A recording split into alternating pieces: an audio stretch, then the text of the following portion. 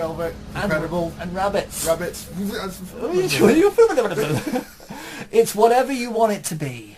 It's whatever you want it to be. It's a strange world.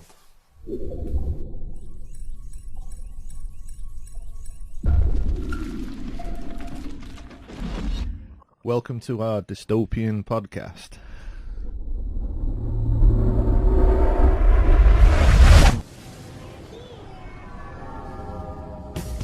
You talking to me? Did you have a brain tumor for breakfast? Well, who the hell else are you talking to? Talking to me? So funny how? I mean, funny like a clown. I'm Peter Rickman. We all go a little mad sometimes. Man that doesn't spend time with his family will never be a real man. Yeah. Kind of a big deal. First rule of my love is, do not talk about it like Yeah, baby.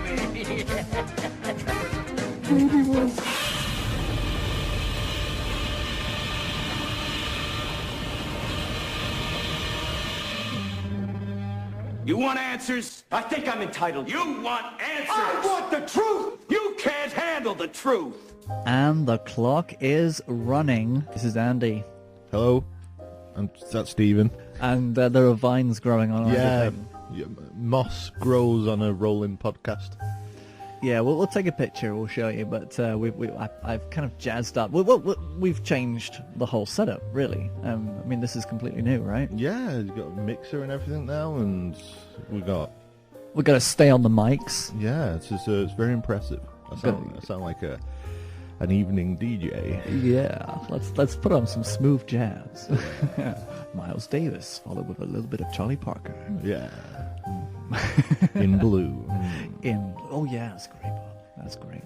Yeah, great album. Oh man. So yeah. Talking of jazz and someone who did like jazz, Bowie's gone. Bowie's gone. Yeah, so we thought we'd talk about a few fallen heroes from January. And there's probably more fallen heroes than we actually realise since we actually planned this episode. I've actually got a theory. It's actually the reckoning. All the good people are going and all the bad people are just staying. You'll start hearing horns being played and four horsemen running about. Yeah, but I tell you what, you've got one heck of a gig going up in the old Mighty Clouds up there. Yeah, they've got a great gig in the sky. The Great Gig in the Sky has just got its own DJ now. It's got his own commentator. Yeah. Terry Wogan's passed. Yeah, Wogan's gone. It's bizarre. But, this is going to happen, and I think it seems like this is the year where all our big names are just suddenly getting clocked by the cancer. And it's like my dad said to me when I was 6 years old, the only thing that you can depend on in this life, son, is that one day you will die. 6 years old, I was 6 years old when he told me that. And it was 6 years old when I actually saw American Werewolf in London, so way to go for 6. Yeah. My daughter's turned 7 soon, so I have to put something really traumatic in it. Yeah, you got to distill something. You haven't told her anything about death? No, not really. No. But she knows about it. Yeah, but it's not really she hasn't made it personal yet. It's not No. This thing's going to get you. But there's time. Just wait till I get home tonight. Yeah, put it in a Zach. Yeah, that's it. I'm going to show the deep web. Oh no. Yeah, so this is death, this is suicide, and this is child prostitution. Oh, this is accidental asphyxiation. We shouldn't forget that. I mean, that sometimes it just. Well, sometimes it's an accident. Yeah. Yeah, sometimes it's an accident. Fell off a bridge, Yeah, sometimes you're just masturbating with something tied around your throat, and next thing you know. Yeah, that's life. You come and go at the same time. Oh, I still got it. Right. Do you know what? We actually should be a little bit more dark and morbid and sad. But you know what? Screw it. I don't think David Bowie would want to be sad that he's passed. I think the way he passed was incredible. The lead up to his death, he seemed to be in complete control of the last decisions that he was ever going to make as an honestly artist. think it's the cleverest thing that any artist has ever done is to write an album essentially about his mortality and death. Yes. Part of it is saying goodbye to fans, family, and to do that, release the album and 3 days later die. Nobody can do that. No. And then if anyone ever does it again, it'll always be remembered as, well, Bowie did that. Yeah, Even up to the point of his death, he was still breaking new ground, doing stuff that no one had ever done. The only person who has ever done that, the only person I can think of that can come close, was Andy Kaufman, who, in his own wisdom, predicted something that may or may not have happened. But that's another story. And Jesus. Yeah, Jesus may have, sort of, but so David Bowie was a musician. He was an artist. He was no, I wouldn't say entertainer. I'd say he was the art. Yeah, he was entertaining. He was an exhibition. He was a fashion icon.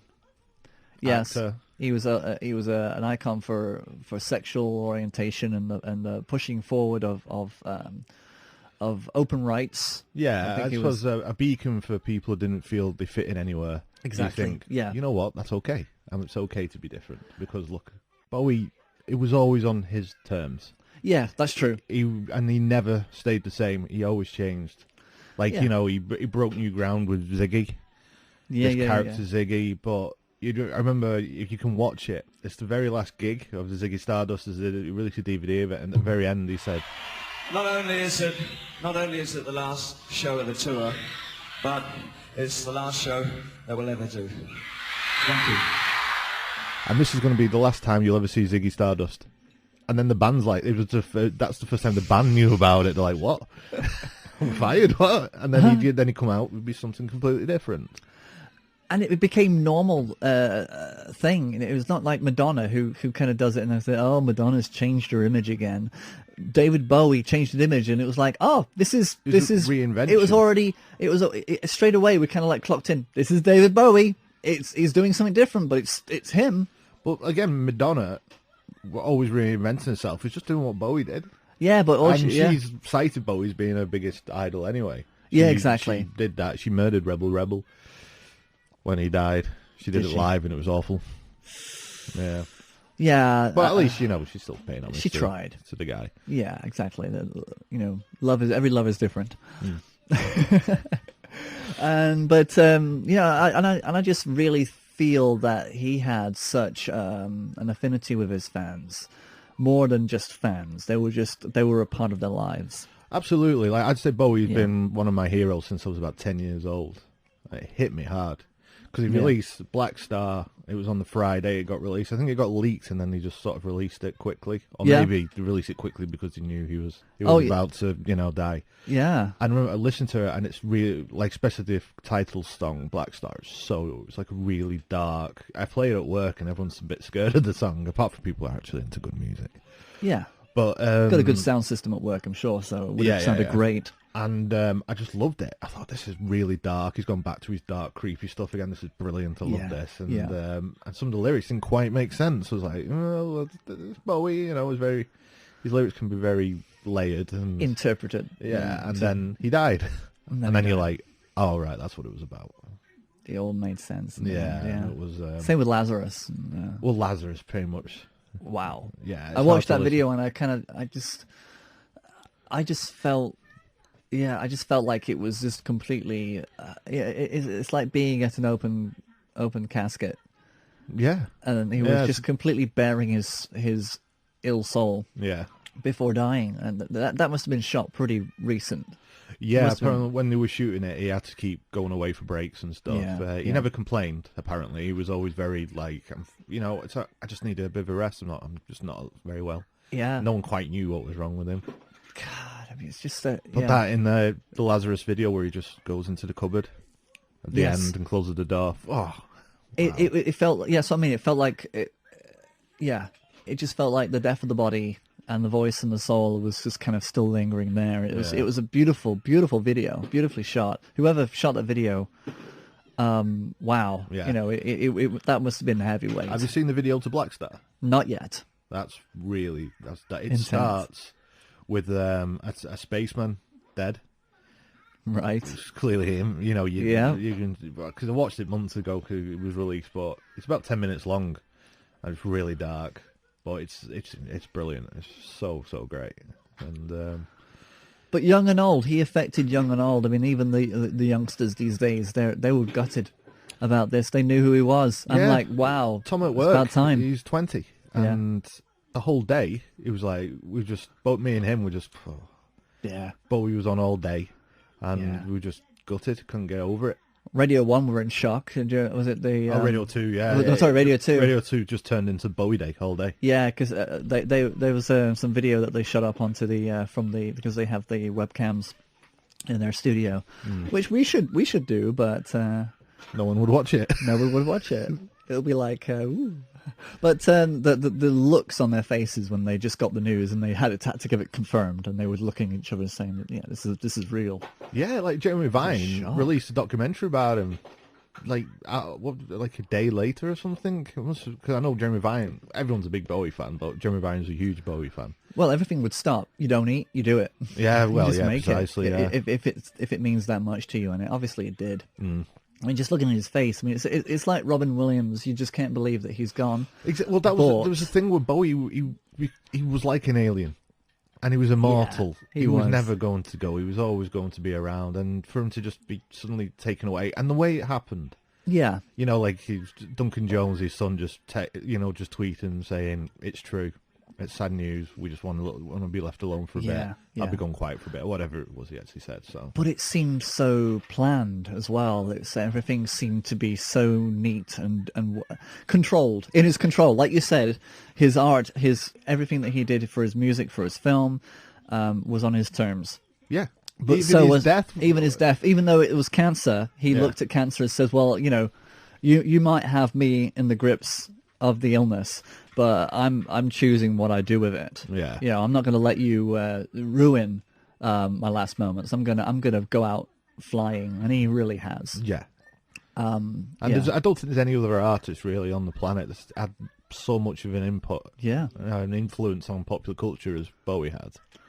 You talk about like the fashion. He changed fashion, what you could wear, what you could be.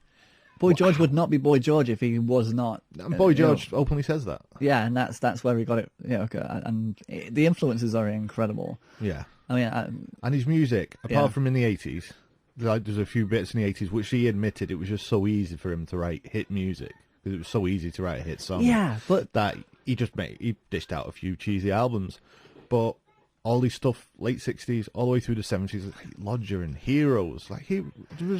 Heroes is a perfect song. It's a perfect album, but that song, it's just so incredible. It's like one of the best love songs ever written.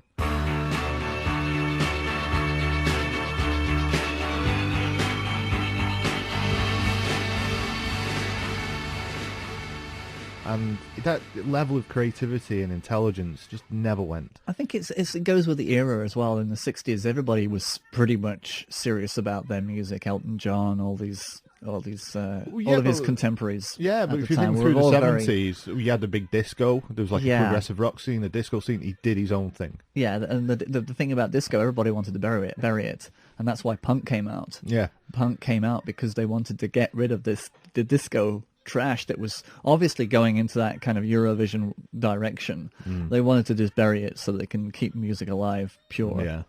And then the 80s, it just became manufactured bands started to kind of emerge. And you can tell that these artists in the 80s were struggling to kind of come up with something that had integrity in art. Yeah. And so they, like you said, Bowie did a few cheesy albums, a few cheesy things. Yeah, even stuff like Let's Dance and China Girl are brilliant songs. I love Let's Dance. They're great. Yeah. And I've heard the worst cover for that in a store. I used to work in a store and it had the worst cover for it. Really? Ever.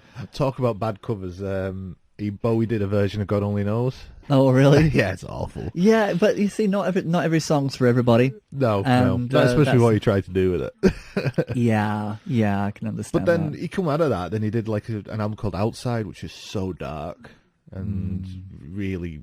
You can tell Eno's back on it. You can tell, Actually, I think Visconti did that. I think, but he had collaborations with Eno, Visconti, and stuff. But yeah, it just always stayed relevant and incredible, and it's a really, really, really shocking thing to miss him. It's been about 3 weeks now. Yeah. But it still feels... I'm still listening to him on the way here in the car. Yeah. I mean, there's some fascinating facts. I'll just read a couple now before we get on to his films. Just 1 second. Didn't have this prepared totally at all. But for the one thing, yeah, that's it. Yeah, no supermarket music, remember? Oh, yeah. Yeah, remember that? Do do do do. Yeah, that's right. But one of the things is that some help on aisle 3, please. the one thing that everybody mentions is his eyes. And there is a misconception that one eye is a different color to the other, which is rubbish. Wasn't it a fight or something? As a kid, I think in school, or there was a fight where one of his eyes got the pupil got inflated, or I'm not sure if it shrunk or got bigger, but one of the eyes has a fixed pupil, dilated pupil. But people kind of see that as being the dark eye, and his other eye being the light one, where he actually had 2 light eyes before that. Right. So they're not different color. That's just purely a thing that actually happened. But it did add to his mystique, didn't it? You know? It was perfect. And there's a picture in the Daily Mail that just came out, and my friend Lee sent he's the super fan of David Bowie. He sent a picture of apparently Bowie had a dog that also had one eye different than the other, right? Which is a common occurrence in animals. I mean, the glaucoma. Did he punch the dog in the face just so it suited him? That's kind of what I was wondering, and I thought, no, this is obviously a glaucoma case. For him to actually have, I mean, the thing is, it's the Daily Mail thing that came through. I always kind of take these things with a pinch of salt. Yeah. The biggest thing that Lee Tuplin actually told me was this one about Mark Chapman, who killed Lennon. Yeah.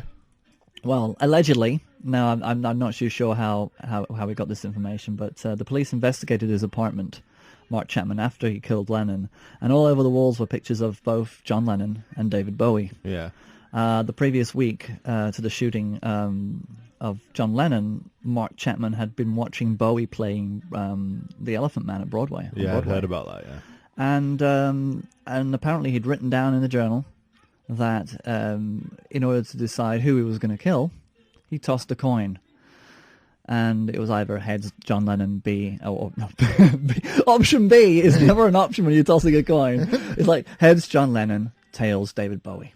Right. Apparently he decided to shoot John Lennon at a flip of a coin. The other side would have been David Bowie. Now that is frightening. That's a frightening thing for any life to be decided on a coin. But whether that's true or not, that was probably the I heard that thing. Once Mark Chapman shot Lennon, he just sat down and was playing with some cards. Mm-hmm. Is that true? I have no idea. Because he was arrested. He was arrested. I know, yeah, but I mean, he was like he shot him and then was calm about it. Yeah, well, he was calm about it before when he got his autograph as well. Well, brainwashed by the CIA. Just saying. Yeah, who knows? Illuminati. Yeah. Because Lennon was singing about, love each other, come together, be one, and we can't. Just like John F. Kennedy. Yeah, exactly. That's why he was shot. So anyway, let's not go down the conspiracy theory. No. Do you know what? That's okay. I mean, well, the facts have you got there? Apparently, this is another alleged. His ex-wife Angie claims that she walked into a bedroom and caught him and Mick Jagger having sex. Yeah. Apparently, and Mark Bolan at one point. But that's when you're actually, it's like Hollywood always sleeping with each other, and it's just I'm a straight man. I would have had sex with Bowie. I don't think he was gay. I think he was just a beautiful man. I probably would have gone for it. Do you know what? Yes, sex and Mark is Bolan. just not Jagger though. Yeah. Don't fancy Jagger. Yeah, Jagger. That's probably what the problem is with this. It's like, why Jagger? Yeah. You were good friends though, weren't they? So. Well, yeah. Why not? I mean, it's just one of those things,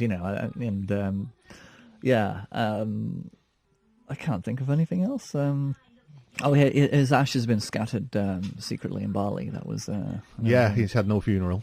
No funeral. No. Yeah, he didn't want a funeral. And he also had a seat reserved for the first flight into space. And I kind of thought that, like James Doohan, his ashes would be sent off into space.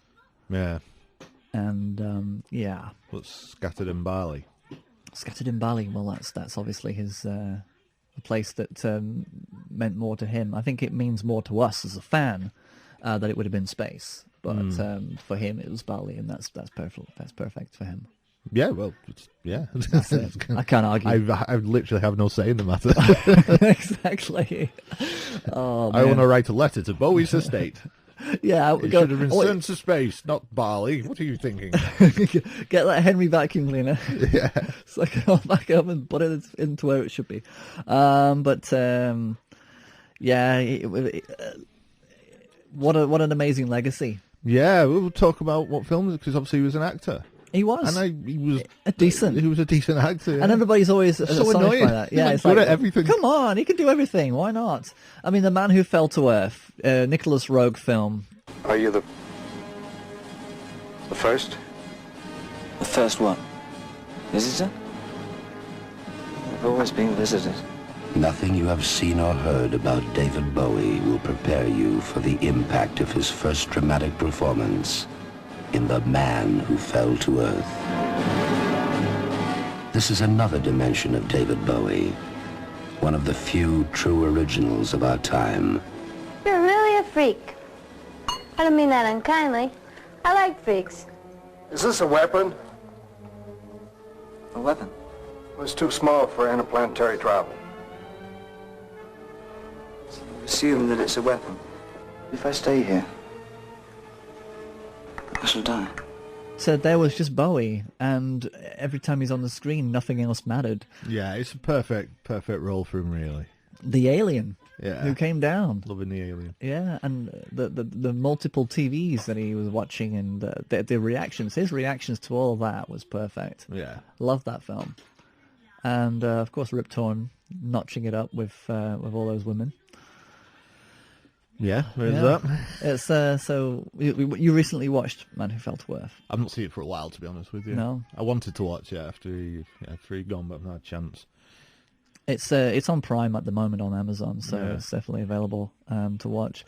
But it's a typical Nicholas Roeg short film as well. It's always fractured narrative. And if I think correctly, I think it was during the period of his Thin White Duke period. He was very thin in this. Yeah, I mean he was doing a lot of drugs. Well, the main actress, I think it was a line that was either inserted. You should eat more. Yeah. You're skinny.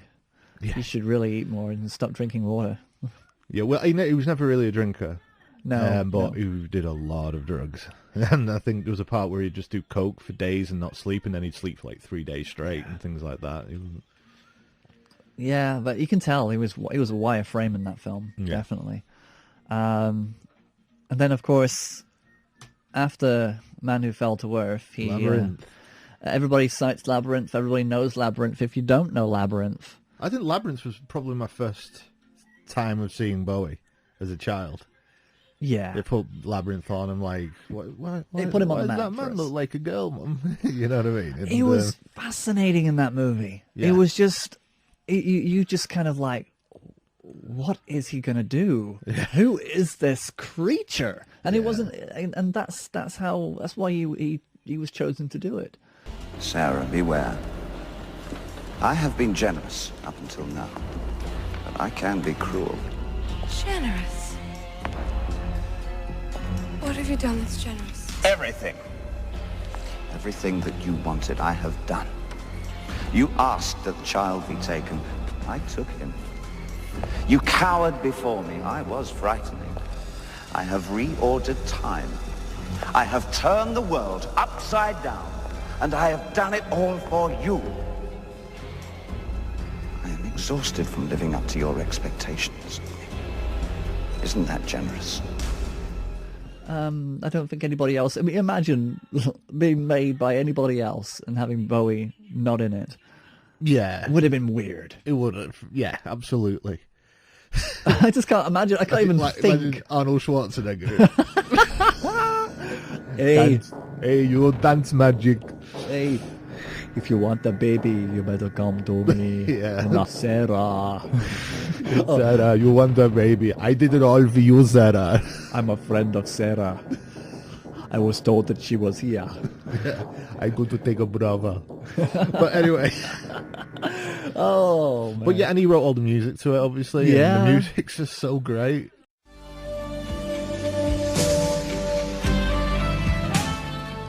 Yeah, exactly, and it really does set apart I always think of Labyrinth. It's a movie that I always join up with Dark Crystal. Yeah. And those two, you watch one, you watch the other. Yeah. They're both Jim Henson's puppets in there. Yeah. And they're both quite dark. Yeah, and absolutely, it was that era of Disney, and as well that where they had the Black Cauldron. I think it was that 70s. I'm not sure, but there was an era of Disney where they weren't as fluffy and bubblegummy as they are now, and the Muppets were dark. They wanted to explore the darkness, and the Fraud book was obviously an influence for the Dark Crystal. But with Labyrinth, it's just creepy as hell. It was great, but it was done so lightly. But the whole thing when she's actually in the when Jennifer Connelly's inside the dump and she's in her old room again, and it all seems normal, and then it just falls down around her. I mean, I've had that dream hundreds of times.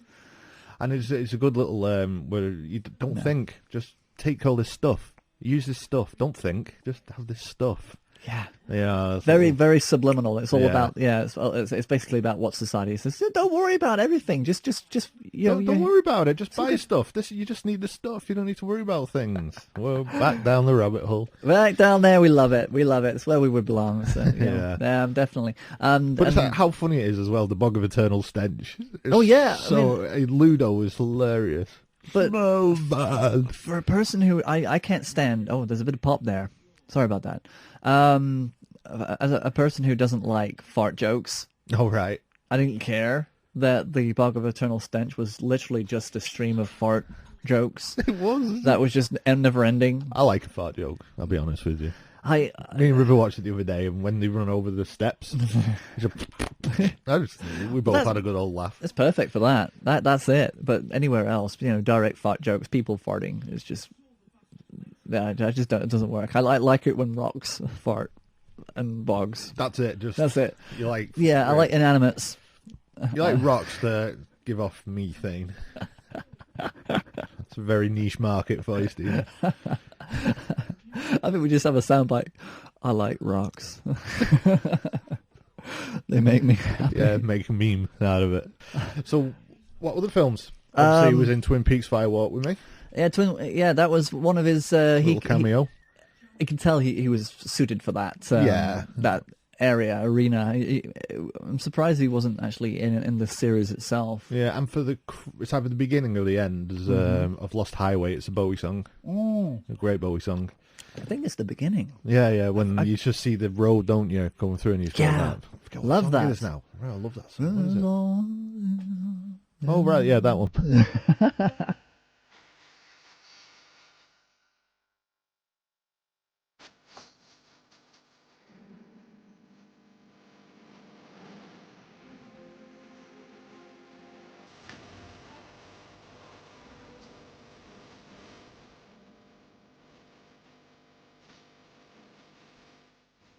I know, obviously, you played Nicholas Tesla in The Prestige. I have not seen that. Oh, well, you should see that film. I think he's great in that. He's really good in that film. Is that a recent one? The Prestige? Probably about 6 years ago, I want to say. Maybe a little bit. He wasn't doing music at that point, and he just popped up in The Prestige. And he was in Zoolander. Little cameo in Zoolander. Everybody was in Zoolander. Yeah, and everyone's in Zoolander too. I think I was in Zoolander. Was you? Yeah, I don't know how, but I'm there. I played the bullet.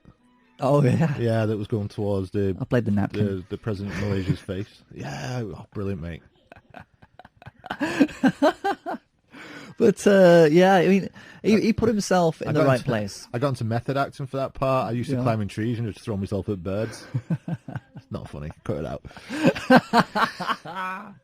This is going unedited, man. No. So yeah, for a film career, he didn't appear in a lot of movies. No, he just did what he wanted.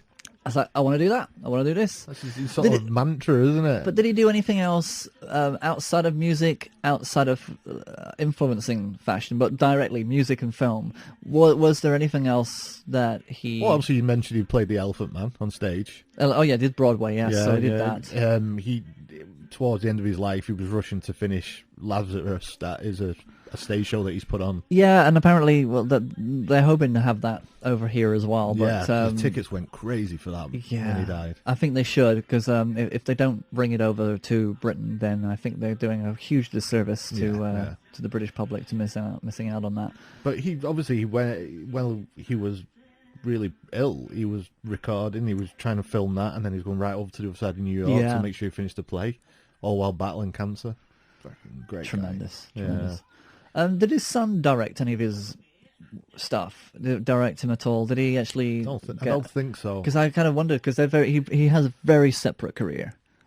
Sometimes you get that kind of bleed over with, like, he'll do a music video just to kind of help his dad out or do something. But help his dad out. Yeah. I don't think his dad needed any help. but just to kind of say, oh, come on, come on, Dad, you're not relevant anymore. Let me do what. Can't imagine that. Imagine David Bowie not being relevant. What you'd be doing. It's just, it would have been ridiculous. Because obviously he had a heart attack on stage, didn't he? How long ago was that? 10 years ago, maybe, something like that. And so he sort of disappeared from public life.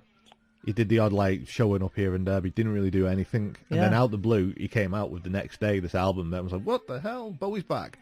Never told anyone who was recording it. He's the only person who could do that in secret. Yeah. And releases the album next day. Obviously, he was relevant again. All the newspapers were talking about him. Yeah. And then he got this idea that, might be another album coming out. And then this other album comes out, then he dies. And that's it. He's just obviously got told, he's been battling for 18 months. Right, I need to finish all these things off. Yeah. And I think he might have had things, I mean, like the Stanley Kubrick myths and all that. There are things that he probably still has that he wanted to do. Yeah, apparently he had another album in the works that he wanted to finish, but he never got to finish. I think there's demos that might bootleg surface. them, yeah. But and meanwhile, everybody's just getting to grips with this. Yeah, and but it was weird. It sounds melodramatic, but for the next week, everything felt different. Yeah, you're right. It was like Robin Williams. Yeah, and I was sort of in a bit of a haze for a week because you just don't expect it. Like I said, he had this immortal thing, and then he's just gone. Yeah, and it's like he'll never. Even though he's quiet for the past 10 years, there was always the idea that another Bowie album might come out. You might appear in a film. You might do this. You might do that, and then to just know that that's it, it's gone. You'll never hear anything. It's funny. Everybody is different. Every death. Recent deaths especially. I mean, we've had Leonard Nimoy, we've had Wes Craven, Robin Williams. I think I just said that twice. no, I said Leonard Nimoy, Wes Craven, Robin Williams. We've had Alan Rickman, Robin Williams, but Robin Williams has been the one that I've not been able to adjust to. Yeah, and Robin Williams just didn't seem to stop. Yeah, because again, he was just force of nature. He was this immortal. Yeah, Philip Seymour Hoffman as well. I mean, he is also a person who died by his own tragedy, and it's those careers that you kind of feel like, well, they had so much to do. They had so much to do. But with Bowie, I kind of think, well, he finished it. He closed the chapter. He'd done so much, yeah. Yeah, and it still feels as though that the world just feels odd. It feels off keel slightly. Yeah, and there's nobody out there who kind of represents that image. Brownstone building, 3 flights of stairs. Well, I had a way of working through musical problems by painting them out at one time, and that seems to have disappeared over the years. But you've lost that ability? Yeah. For one reason or another, that seems to have changed now. Tell me the satisfaction of completing a painting that where you're on, that you like a lot. For me, the satisfaction of that. For me, to be quite frank, it's finishing it so I can get on to something else. I mean, it's getting weird. Through it's it? Not. It's getting through it. It's the process. There's something in it that it just turns me to jelly. My heart and my mind just become. I can't explain it. It's a very strange feeling. It's not particularly pleasant either. I can't really say that I enjoy. I can't really say that I enjoy music or painting in quite I mean, it's not like sex or something which you can kind of really enjoy. There's something really. It's important. But there's something volatile, emotive, and something that makes me really quite angry about going through the process of both making music and doing visual arts. And, but visuals arts. But you know, I guess that's my problem. No, but let's deal with your problem. If you deal with my problem, I might not be able to do these things again. You see, I'm wary of analysis. Yes, sir. But let me point out to you, knowing your history and knowing your family and knowing your background, you have always resisted any notion that this creativity that you have comes from any sort of dysfunctional or madness out of family. I think I've often wondered if actually being an artist in any way, any nature, is a kind of a sign of a certain kind of dysfunction, a social dysfunctionalism anyway. It's an extraordinary thing to want to do, to express yourself in such rarefied terms. I think I think it's a loony kind of thing to want to do. I think the saner and rational approach to life is to survive steadfastly and create a protective home and create a warm, loving environment for one's family and get food for them. That's about it. That's actually all. Anything else is extra. All culture is extra. Culture is, that's, I guess it's a freebie. It's something that we only need to eat. We don't need particular color plates or particular height chairs or anything. I mean, anything will do, but we insist on making 1,000 different kinds of chairs and 15 different kinds of plates. It's unnecessary, and it's a sign of the irrational part of man, I think. We should just be content with picking nuts. Not mine, I might add. Nobody stops you. 'Cause nobody cares. So, yeah. Yeah, and like you say, you just mentioned Alan Rickman. Yeah, we should another really one. That was a shock as well. Yeah, because it was like the day after. Yeah, it was like, oh God. You really think you have a chance against us, Mr. Cowboy? That's it then. Cancel the kitchen scraps for lepers and orphans. No more merciful beheadings. And call off Christmas. I was an actor once. Damn it, now look at me. Look at me! I can't go out there and I won't say that stupid line one more time. Hacia donde tú duermes. My feet will want to march to where you are sleeping. Your accent's terrible. You dare use my own spells against me, Potter? Yes. I'm the half-blood prince. Okay, well, when I think Alan Rickman, I think Hans Gruber. You do? I do. Apparently it was his first role. It might not be true, but I think I heard that somewhere. That was his first role. And he's the best part of that film. I wanted this to be professional. Efficient, adult, cooperative. Not a lot to ask. Alas, your Mr. Takagi did not see it that way, so he won't be joining us for the rest of his life. We can go anywhere you want us. You can walk out of here or be carried out. But have no illusions. We are in charge. So, decide now, each of you. And please remember, we have left nothing to chance.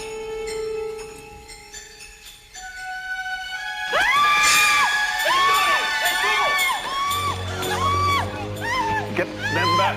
It's not mine.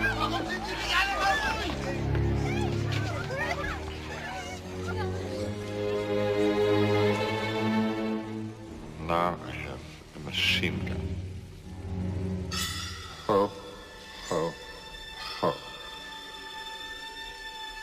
Yeah, I mean, he's theatre and film, and he is the best part of that Die Hard. You can tell he came with a theatrical edge. Yeah. Everybody else were just film actors. And apparently everyone was like, what's he doing? Yeah. But it just worked. Obviously it worked. Straight Probably away. one of the best action films ever made, you know. But... Now I have a machine gun. Yeah. Ho, ho, ho. It was that voice. I mean, apparently scientists have cited that his voice has a combination of elements that make for a perfect voice. Really? Yeah, that he has two of the three key things that you need to have a perfect voice.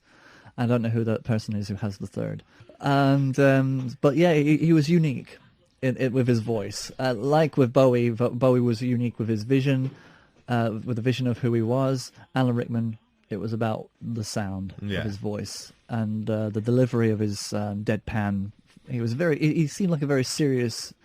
He played a lot of serious roles. Yeah. I should say, but in real life, he was actually a fun person to. Yeah, apparently work it wasn't Hans Gruber. It was the Sheriff of Nottingham. That's where everyone was like, "What's he doing?"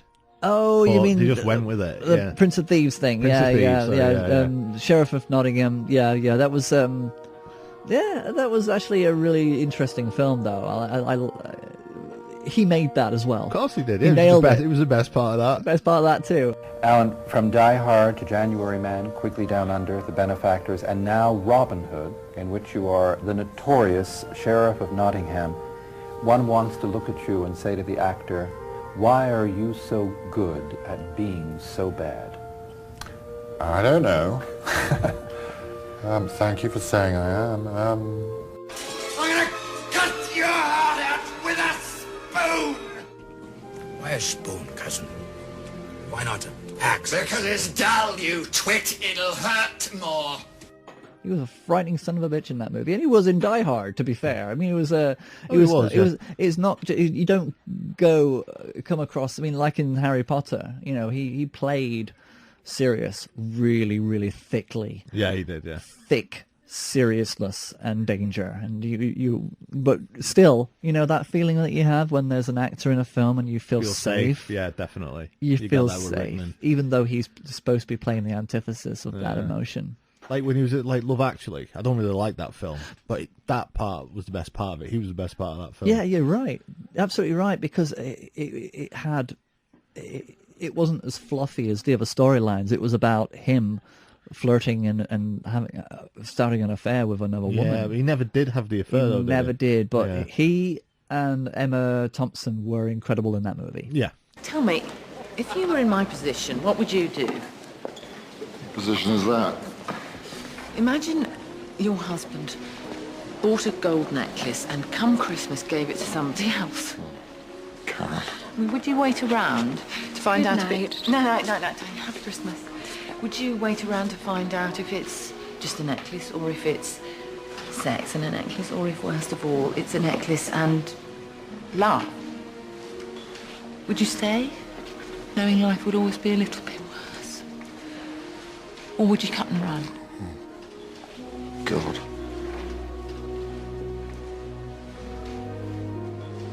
I am so in the wrong. A classic fool.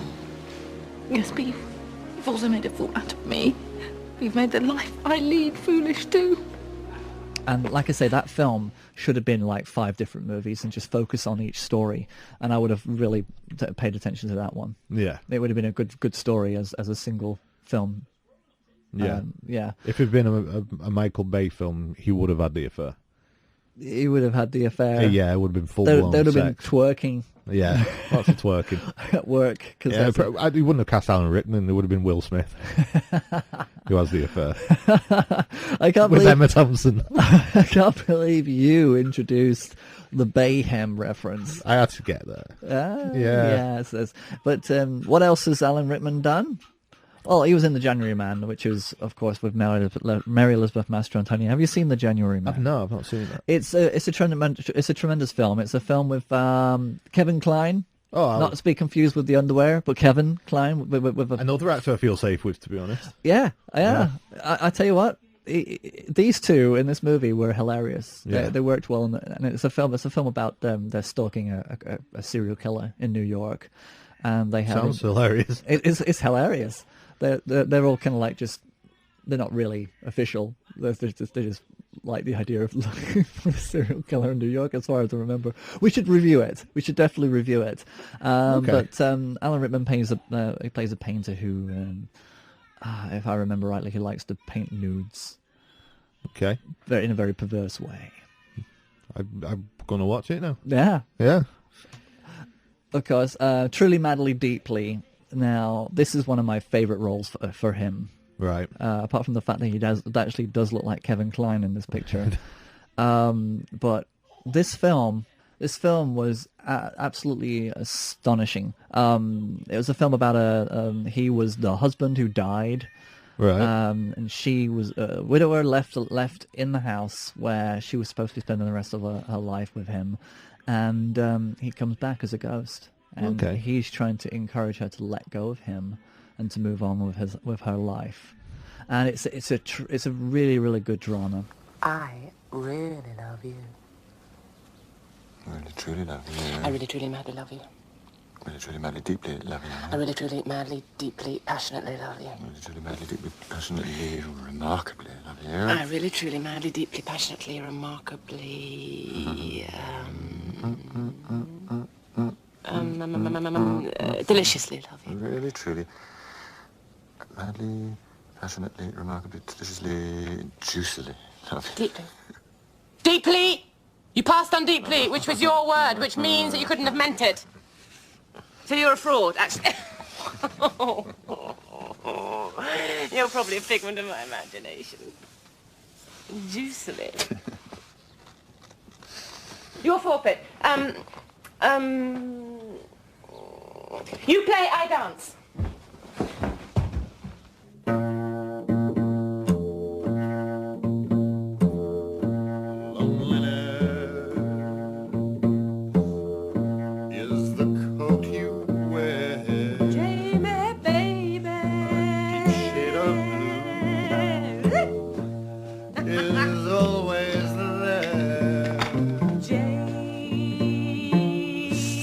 Shine anymore. The moon ain't gonna rise in the skies. The tears are always clouding your eyes when you're without love, baby. Emptiness is the place you're in.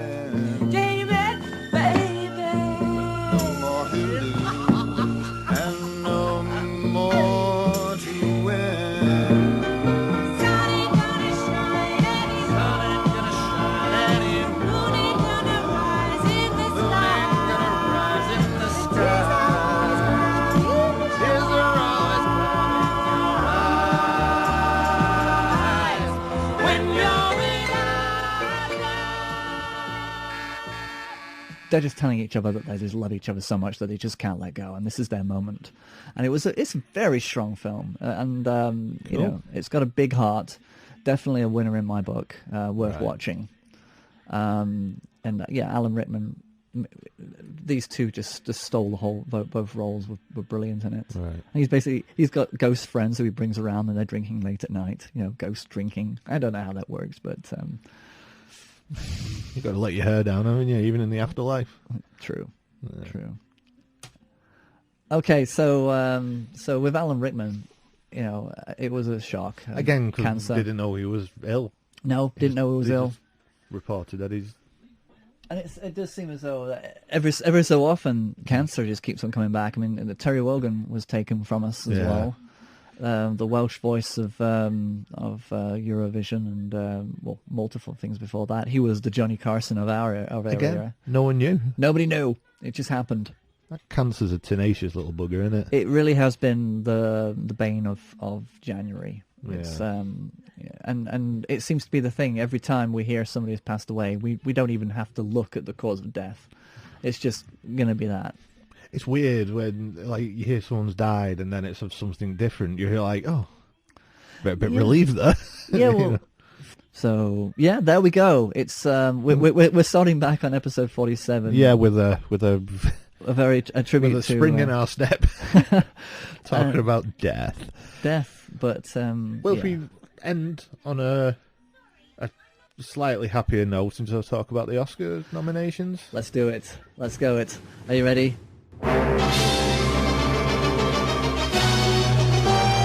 Hollywood Hotel. Good evening. Just a moment.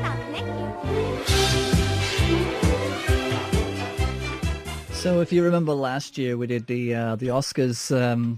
We did the nominations as a two-parter, and we ended up in Israel. Yeah, we did. And yeah. On the Gaza Strip, weren't we? Yeah, we were in Mila Kunis, if you remember. We were. Yeah. I remembered. That was great. But we're going to look at the Oscar nominations now for Best Picture, and it's quite a strong group. Yeah, so we've got for Best Picture would be The Big Short, Bridge of Spies, Brooklyn, Mad Max, Fury Road, The Martian, The Revenant, Room, and Spotlight. Yeah, out of all these films, how many have you watched already? I've seen 3. I'm terrible. I've only seen 2, but I've only got a 1-year-old baby, so yeah, I've seen the typical The Martian and Mad Max. Yeah, but I'm curious about Brooklyn. You said it was quite amazing. The film is not incredibly exciting, but the actual character. You know, like with the Oscars, they seem to pick films that have a moment in them where they can show as a clip. Yeah. Do you get what I mean? So, like, with The Revenant, it's probably in Fighting the Bear, or the opening shot. With Mad Max, it could be anything, any moment of those action scenes, which are incredible. Yeah. With Brooklyn, it's never really, they don't have these big, massive scenes, but Saoirse Ronan, I think, is probably one of, if not one of the best actresses working right now. That's good to know. And so I don't think the film would win. I'd like to see her maybe win. Yeah, because she basically holds the film up. Yeah, pretty much. Yeah. And she's I don't think The Martian would win. It's kind of like Brooklyn. It's probably like that Cate Blanchett film when she was going nuts. Was it last year when she was in a film and she was nominated for Blue Valentine? Blue Valentine. That's the one. Well, it was Woody Harrelson. Woody Allen. Woody Allen film. Woody Allen film. And it's probably like that, where the actual film itself is probably not not as strong as the actual portrayal of this character. So it's a real character piece. Yeah, like I said, the film is good. It's just not. It doesn't have the clip scene they play at the Oscars. Like there will be with The Big Shot, with Spotlight. It's when Mark Ruffalo loses his cool and has this massive speech that everyone's talking about and keeps highlighting as part of that film. You know, so that's what they'll show for that. Room, possibly could win. Not seeing it, but I'm not too sure. I think it's going to be one of the dark horses that people will pick up momentum beforehand, but it will just going to be. Yeah, it's a. People have seen that film and say ultimately it's a human enlightening experience. It's the message of love and the power between. But it subverts the whole idea of being brought up in a captivity and makes it puts a different spin on it, which is good. Yeah, I'm not sure if The Revenant would win because the guy who did Birdman last year, did Birdman win Best Picture last year? I can't remember. That's a really good question because same director, isn't it? Yeah, last year, gosh, I can't remember who won Best Picture. I knew that it was the director won it. I think it was Birdman. Was it Best Picture? Yeah, right. Had to be. So, what's your money on? Oh, I think. Well, I think The Bridge of Spies is too much of a. Yeah, I don't think that's gonna. That's too much of a Hunt for Red October kind of feel about it. The Revenant. From what I've heard about Bridge of Spies, it's just like a film made by masters of the game. Yeah, that's people just say that, you know. Mad Max is a shoo-in because it is an extraordinary film, but it's not going to be one of those things that the Academy voters will just jump on. I can't imagine that. It was a great film, but there's so much more gravity in other films that are based in reality. But they like reality in Hollywood. Yeah. And so it's a toss-up between The Big Short and The Spotlight, I think. You reckon? Yeah, I don't think a big film like Revenant will get it, even though it does have that Braveheart aspect of it that might appeal to the Academy voters. But and of course Leonardo DiCaprio, apparently it's his year to win. Yeah, he's going to win. He's going to win. Well, they need to because I think it's about time, isn't it? Yeah, he's a good actor. I think he's a good person. I don't have anything bad to say about Leo. Poor Matt Damon and The Martian. It's a good film. It's a very clever, it's a very well thought out film, and it's got a good sense of humor. If they'd have put the other side of Matt Damon in it, what was his name? Who's playing Batman? Are you all right, buddy? Christian Bale. Ben Affleck. Oh, Ben Affleck. If it had been a Ben Affleck movie, it would have been terrible. Yeah. I think anything that Matt Damon does, I always automatically assume it would be awful with Ben Affleck in the role. I don't know why, I just do that. What did Ricky Gervais say about him, that he's the only person Ben Affleck's been loyal to or hasn't cheated on is Matt Damon?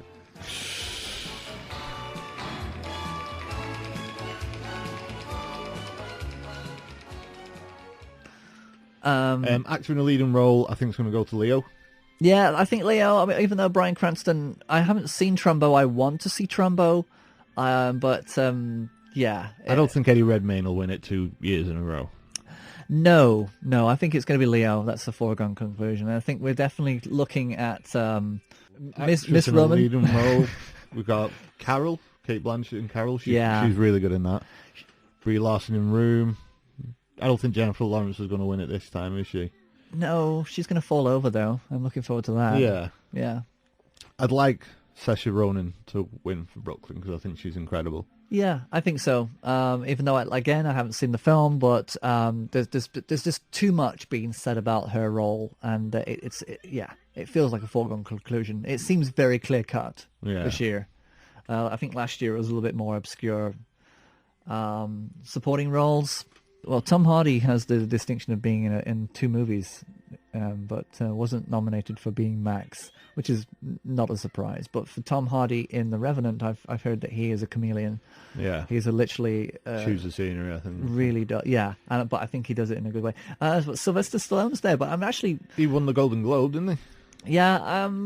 Yeah, and I'm surprised that Michael B. Jordan wasn't nominated is a shock. It's a great film, by the way. Have you seen it? I've not, no. It didn't feel like Rocky Balboa. It just felt, because he felt like he was totally not Rocky because he's not boxing in this. He's taking on a different part of himself. So, but I think that it was nice to see Sylvester Stallone being the coach. Yeah, that was great. Instead of being the one who gets smashed up. But is it an Oscar-worthy performance? But was it back in the day? Was it? Did he get the Oscar for Rocky the first time around? Yeah, I think he did. I think he did. I just think that people love Sylvester Stallone in that role, and I think he represents a very. I think it's what he represents more than what he actually. It's pretty much all he can do, isn't it? It is. It is. I'd like to see Ruffalo win. Mark Ruffalo. I think he's. Maybe that's the way it will go. Maybe he's a fine actor. It's always a surprise to see Sylvester Stallone. It's like to see Arnold Schwarzenegger in there will be. It's like I really made it this time. What about actress? Supporting actress. Jennifer Jason Leigh shouldn't be there. Rooney Mara was good. Rachel McAdams is always great. And Alicia Vikander. Yeah. Danish girl. You see, I don't know any of these roles, so Hateful Eight, I thought, is probably his worst film. Everyone seems to really like it, but I just could not get on with it. There's a part in the stagecoach at the beginning, which is great, really good. It's got the Quentin dialogue, but once they make it to the cabin, it's just... It's kind of like The Thing, really, this isolation thing going on, but I just wasn't I think impressed. It's too aware of itself. It's too meta, I think, because it's everybody's watching. You're not immersed in the characters because you're immersed in the Tarantino aspect of it all, and the spotlights.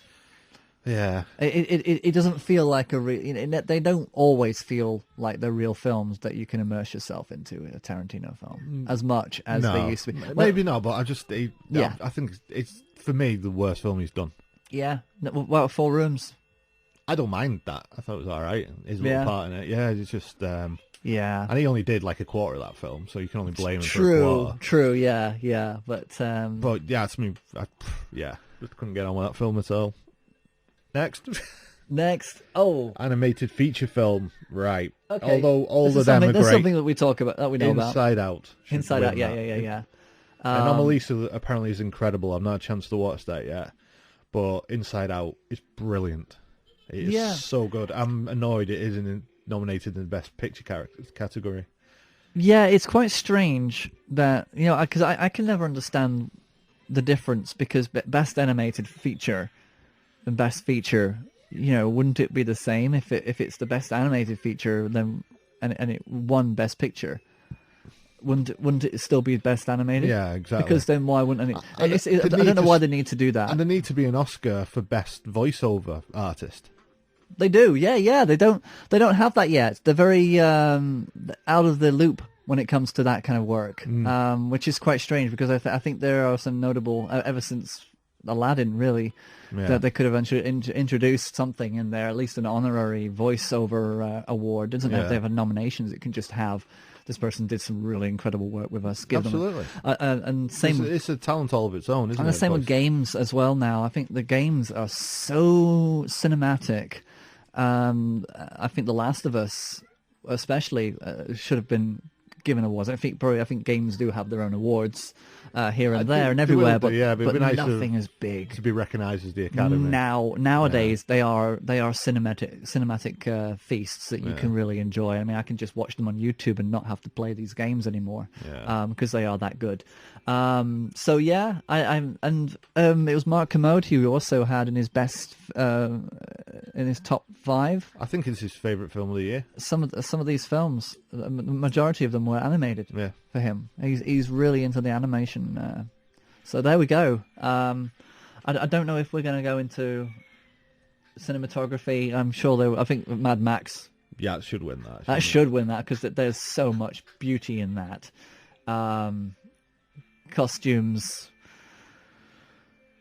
It's always difficult. I mean, costumes are always difficult because there's always a Renaissance period film, and there's always kind of like a kind of a punk esque film. How do you decide which is better? Just because one uses makeup and the other, more majority of it is makeup and bits of plastic tubes, and the other person uses materials in a very traditional way.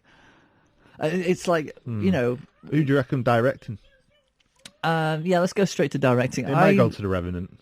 He's done more of his clever camera work stuff, hasn't he? Yeah, I think so. I think George Miller's the only true veteran there, I think. The other names are all just Adam McKay. Yeah. And them. No Scorsese, no Spielberg, no Lucas. Sorry, I had to throw him in. There's no Michael Bay. Good. Star Wars wasn't really nominated for anything, was it? Would be best. Funny enough, Mad Max. Editing The Force Awakens. The Force Awakens got about 3 nods for the technical, of course. Yeah. Mad Max got about 9 nominations. I think it was the most nominated film this year. Mad Max Beyond Fury Road. And I love that. I love that they've actually recognized a science fiction picture for being beautiful, for being it's a painting. It's a painting that moves at a furious rate of 1,000 horsepower, and it's fascinating film. Definitely for the big screen. Yeah, absolutely. Yeah. Cool.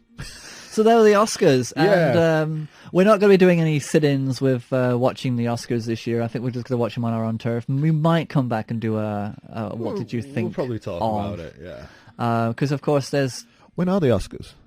That is a really good question. Shall I have a look? If you want. Shall I just... And when are the BAFTAs? Oh, BAFTAs always come before, don't they? Yeah.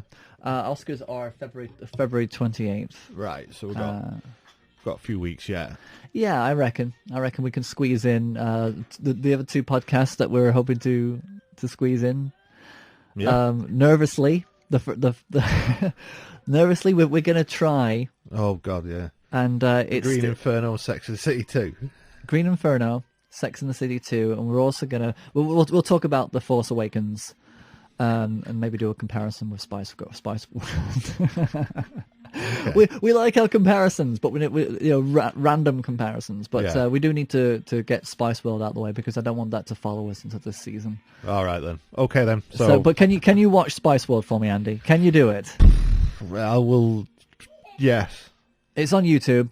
Good. There's no excuse. Watch it on YouTube, and we can do it. We can do it. I just worry that the part where Ginger Spice kisses an alien might be a bit too much for me, and I might have an accident. just pretend that the alien is David Bowie, and we can come full circle here. Oh, there we go. Yeah. So till next time. Yeah. Keep it dystopian, people.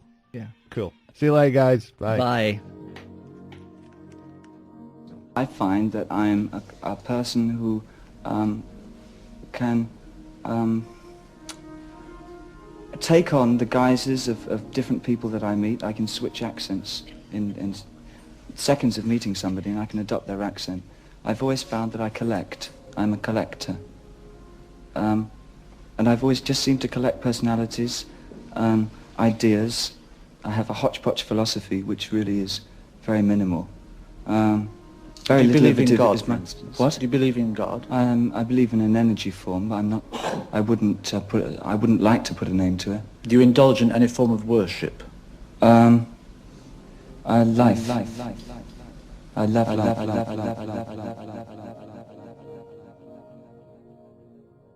You don't watch yourself in films, do you?